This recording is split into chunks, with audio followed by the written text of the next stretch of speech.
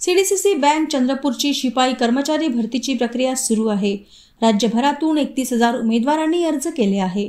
तरी त्यांची परीक्षा दिनांक 21 डिसेंबर 2024 रोजी वेळापत्रकमध्ये दिलेल्या ठिकाणी सुरू झाली असता त्या ठिकाणी परीक्षा चालू झाली असता काही प्रश्न सोडविताच परीक्षा बंद पडली आणि सोडविलेले प्रश्नाचं उत्तर निवडले असता ते उत्तर येत नसून ते दुसरे उत्तर येत होते।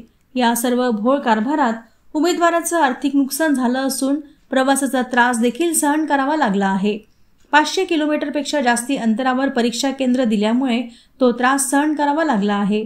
सीडीसीसी बँक परीक्षा घोटाळा संदर्भात चौकशी करून दोषींवर कारवाई करणे आणि उमेदवाराच्या मागण्या पूर्ण करा अशी विनंती जिल्हाधिकारी यांना उपविभागीय अधिकारी यांच्यामार्फत केली आहे। यावेळी संबंधित कंपनीवर कार्यवाही करा, सर्व बँक भरती प्रक्रियेची चौकशी करून दोषींवर कायदेशीर कार्यवाही करा, उमेदवाराला 500 किलोमीटरवरून एका जिल्ह्यातून दुसऱ्या जिल्ह्यात पैसे खर्च करून प्रवास करत उमेदवार परीक्षा ठिकाणी जावं लागलं असून त्यांचं आर्थिक नुकसान झाले आहे, तरी ते परीक्षा कंपनीकडून वसूल करून उमेदवारांना रक्कम 5,000 परत द्या, सर्व भरती परीक्षा रद्द करून परत दुसऱ्याने परीक्षा घ्या, उमेदवारांच्या परीक्षा 100 किलोमीटर अंतराच्या आत घ्या इत्यादी मागण्या पूर्ण करा अशी विनंती सामाजिक कार्यकर्ते शुभम आमने यांनी केली।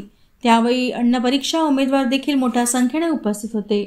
आज सीडीसीसी बँक भरती परीक्षा घोटाळा संदर्भात चौकशी करून संबंधित कंपनीवर कार्यवाही करणे आणि नव्याने परीक्षा घ्या अशा प्रमुख मागण्या घेऊन माननीय उपविभागीय अधिकाऱ्यांच्या मार्फत माननीय जिल्हाधिकारी यांना निवेदन दिले। त्यावेळी शिष्टमंडळ उपस्थित होते।